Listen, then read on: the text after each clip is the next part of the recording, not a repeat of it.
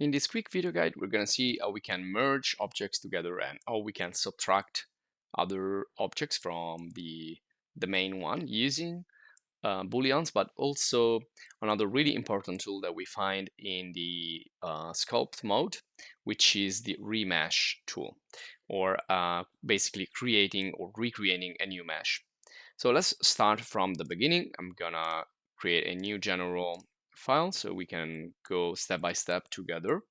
And the first thing I'm gonna do is I'm going to delete this with the X, and I'm gonna add sphere. Well, you can use any object that you want. You can use your own. You can create like a ring or something like that. So I'm gonna use a UV sphere, and before continuing, I wanna increase the number of polygons here, so have a better structure. So this is really important to have a lot of polygons because objects will look better in terms of details. And this is needed when you do sculpting. Usually you need more polygons. Now right click and shade smooth to make sure this is also nice and smooth. Now if you want to know more about sculpting, you can check our video course in character design in the channel to create organic shapes and characters and so on. Now I'm gonna add here in object mode another object so we can merge them together. And I'm gonna use another mesh. Let's say that we can use a monkey head, and we can increase a little bit the size here, but we cannot increase the number of polygons.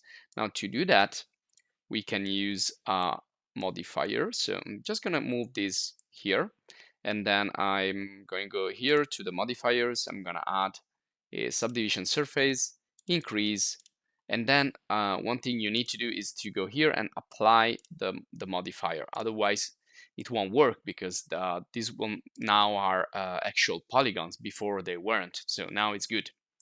So we have two objects and we can unite them. We can use the boolean. So let's first try with this. So let's go to Edit Preferences. Let's go to Add-ons. And I suggest you can use the bool tool, which is a quick and easy tool to do booleans. So you need to activate this in the preferences. Now, when you do this, if we expand the sidebar or press N to expand the sidebar, you have here in the Edit tab, you will find the auto boolean, which is really quick. So let me also create another object. So I want to go to Add and create a cylinder. So this one will be used to create a hole, so to subtract. I'm gonna hold Control to rotate it 90 degrees, and then I will scale it a little bit. Here I'm gonna make it a little bit longer and a little bit smaller like that, so we can pass through the sphere like that. And we can create some sort of ring, but this is just, to show you how the tool work. So if you want to subtract, you can select the first one, which is going to be the subtractive object, and then the other one holding shift, you can do multi-selection. So the last one must be the one that is going to stay, that is going to be there after the operation. So let's do auto boolean difference. There is our all. Now you can see that since here we have more polygons, and here we have, sorry, here less polygons, and here more, we have some problems on the border, but we can fix those with the remesh as well. I'm gonna just push this a little bit down like that so we cannot see the bottom of the head. Now if you want to do union, we can do the union, and there you go. Now this is an entire object. Now this is something that we can do also with remesh. So if we go back, Control Z, and I select these two and I join them together with the Control J, or you can right click and go here, join. So now that they're joined together, but still not completely merged. So you can see in the wireframe that they are not part of the same object. These are two separated objects. So this is something that doesn't happen when you do a union and when you do the remesh. So let's go now to do a remesh. So I'm gonna go to the object mode. I'm gonna switch to sculpt mode, And I'm gonna go here to remesh, and let's do a first remesh. Okay, so now you can see that this is one single object. Everything is merged together. Let me just go back, Control Z. Now you can see these are two separated objects.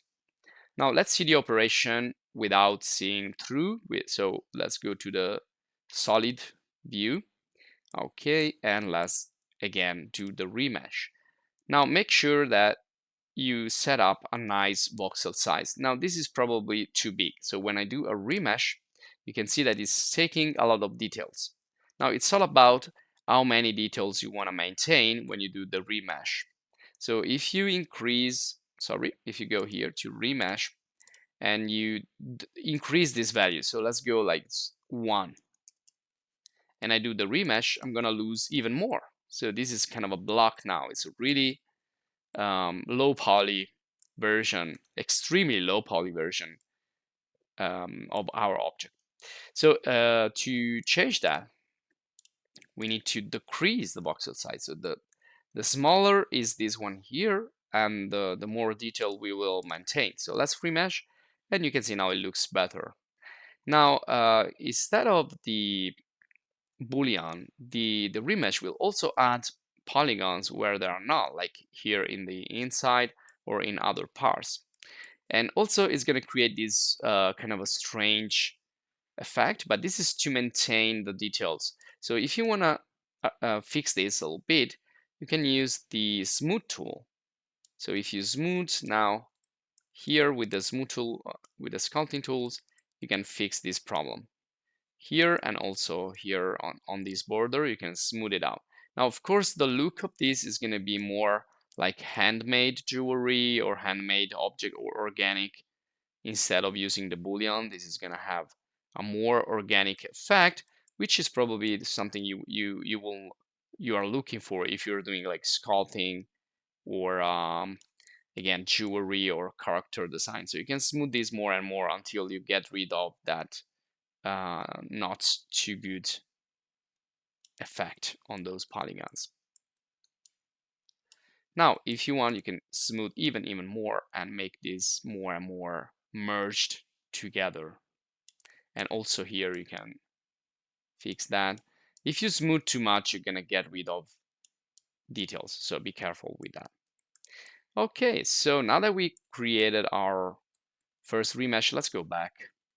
Let's talk a little bit about these extra options that you have here. So voxel size is the size of the polygons you're gonna recreate.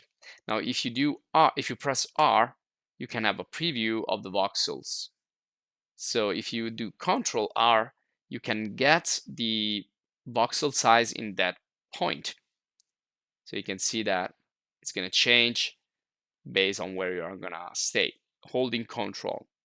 And if you do Shift R, this is gonna be like slower, so you can fix better the voxel size.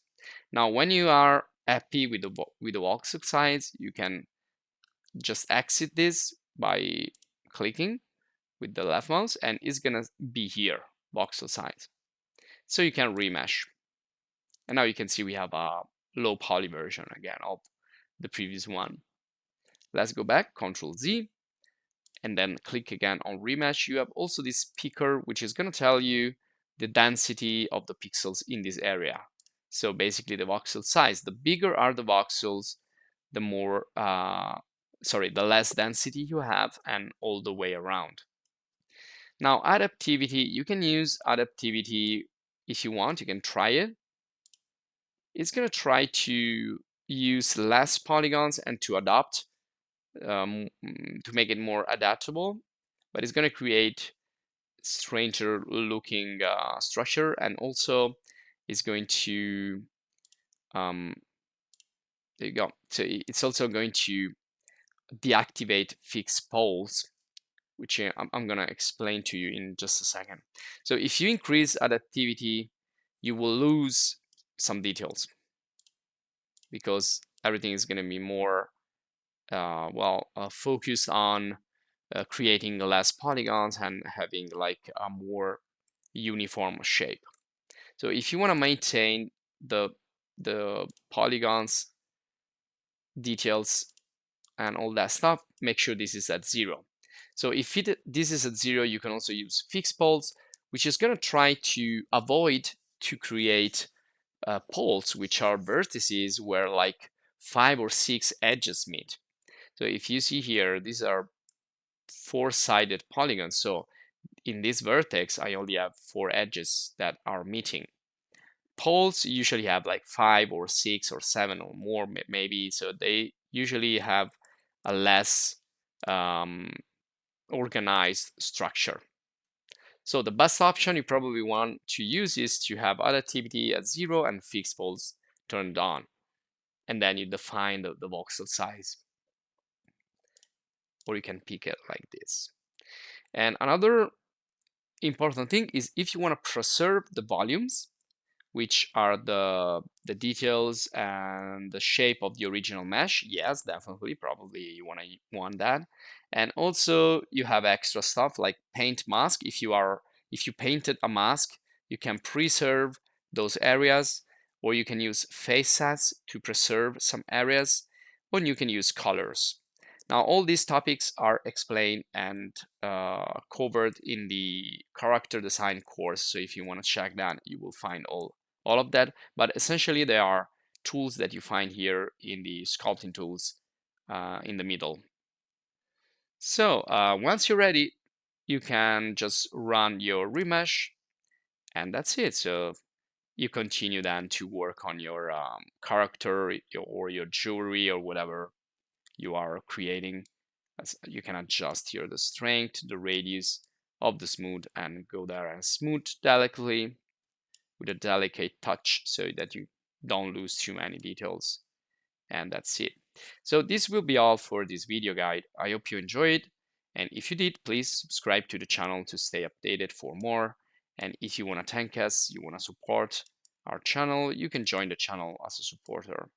So thanks for watching and see you in the next video guide.